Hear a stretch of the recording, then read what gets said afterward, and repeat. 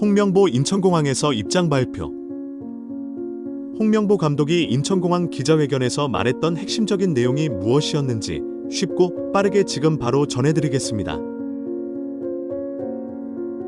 이번 홍명보의 기자회견의 핵심 내용은 여러 의견은 듣겠지만 다른 사람 의견보다는 내 마음대로 하겠다, 시간이 없으니 하나부터 열까지 모두 바꿀 수 없고, 자신이 고집했던 방식인 강압적인 축구로 하겠다, 대표 선수는 지금 정하지 않았으니 어떤 선수라도 내 마음에 들면 선택하겠다는 식으로 이야기를 했는데, 많은 사람들이 가장 궁금해했던 내용인 대표팀 선후배들과 축구팬들이 감독 선임과 관련해 큰 용기를 내서 여러 방식으로 의견을 내고 있는데, 그 부분의 해명과 책임에 대한 내용이 빠져 있었습니다.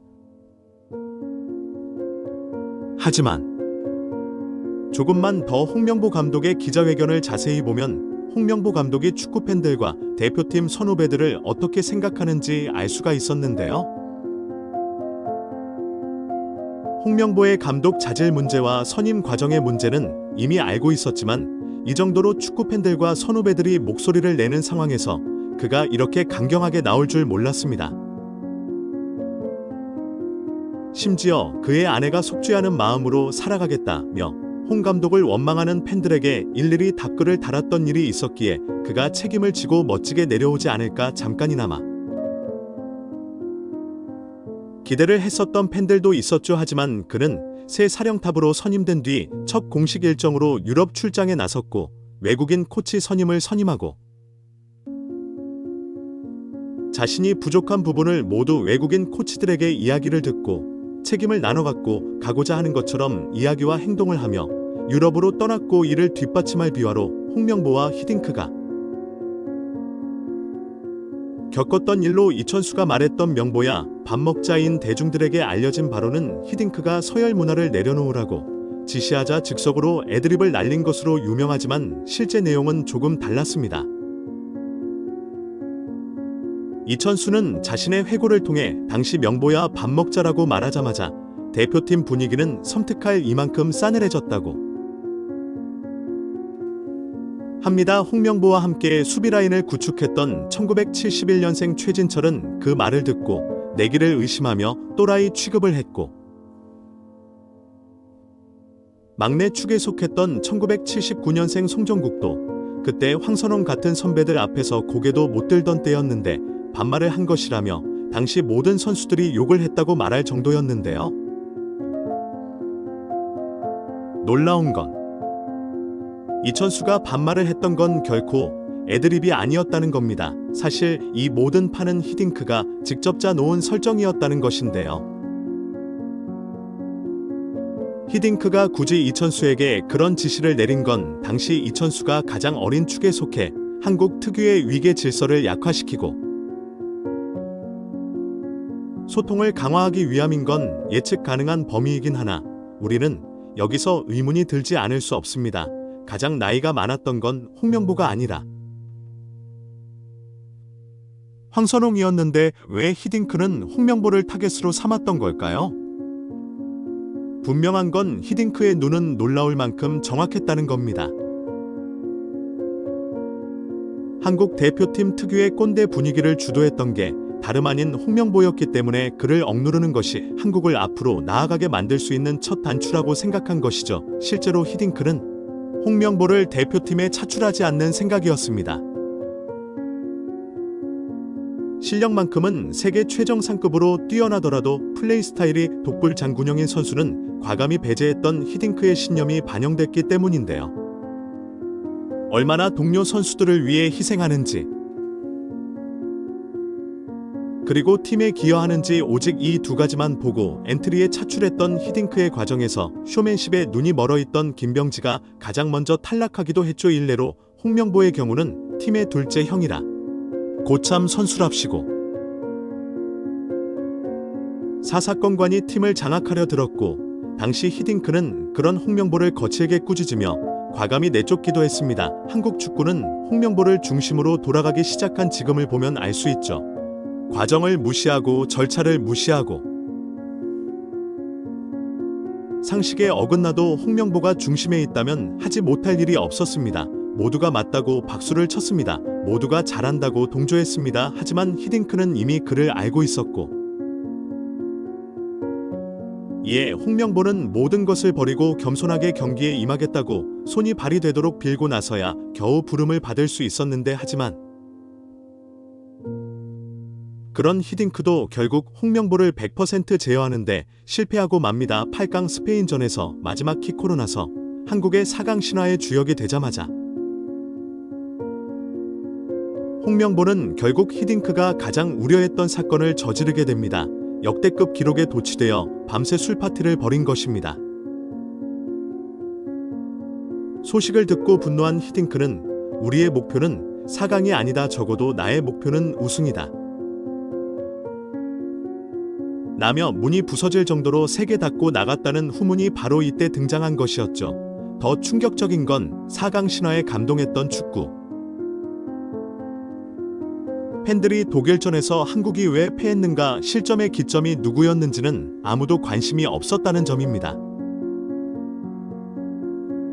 술판이 벌어진 뒤 기강이 해이해진 한국의 입장에서 당대 최고의 스쿼드라 불렸던 독일을 상대로 패한 건 어찌 보면 당연한 결과였을지도 모릅니다. 분명히 알 필요가 있습니다. 팽팽하던 경기에서 실점이 나온 건 후반 30분이었으며 실점의 기점이 바로 홍명보였다는 사실을 말입니다. 당시 역습 찬스에서 순간 집중력이 떨어진 한국 수비수들 사이로 발락이 결정적인 찬스를 만들었고, 첫 슈팅은 이온재가 선방했으나 흘러나온 세컨드볼이 다시 발락의 발끝에 걸리며 뼈 아픈 실점을 허용한 것을 기억하실 겁니다. 그리고 이 모든 일화를 뒷받침할 문제, 2024년 월드컵은 홍명보 축구대표팀 회식 동영상 논란이라는 제목으로 영상이 올라왔고, 그곳엔 브라질 여성과 과도한 스킨십 등과 함께 음주 가무를 즐겨 수많은 사람들의 공분을 샀었죠. 하지만 그날은 보통의 날이 아니었는데요. 바로 벨기에와의 경기에서 대1로 패하며 탈락을 확정지은 날로 한국에서는 월드컵을 기대했던 국민들이 실망감으로 밤잠을 못 자던 그때로 대표팀은 다음날 현지 음식점에서 거하게 회식을 갖게 됩니다. 이날 대표팀 회식에는 각 테이블마다 술병이 놓여진 가운데 브라질 현지 여성이 마이크를 들고 노래를 부르며 대표팀 스태프와 선수들이 한 명씩 나와 해당 여성과 같이 춤을 추는 추태가 벌어졌습니다. 당시 영상을 보면 한두 번 놀아본 솜씨가 아닌 듯한 행동들로 이 장면들은 현지 브라질인에 의해 촬영되어 결국 국내로 유출됐으며, 그 모습들이 어찌나 뜨거웠는지 당시 이제 막 성인이 된 손흥민은 차마 그 모습들을 눈으로 보기 힘들 정도였다고 토로하기도 했습니다. 손흥민은 귀국 인터뷰에서 이를 잠시 언급했는데요. 그는 첫 월드컵 데뷔전이라 기대가 없지 않았습니다. 솔직히 대표팀 선배들과 협력해서 강한 상대에게도 투지를 보여줄 것이라 기대했지만 잘 되지 않았습니다라고 꼭 누구라고 말하지 않았지만 선배 누구를 저격하는 듯했죠. 한국 축구에서 홍명보라는 이름은 여러 의미로 영향력은 엄청난데 현역 은퇴 후 행보는 위대함과 어울리지 않았습니다.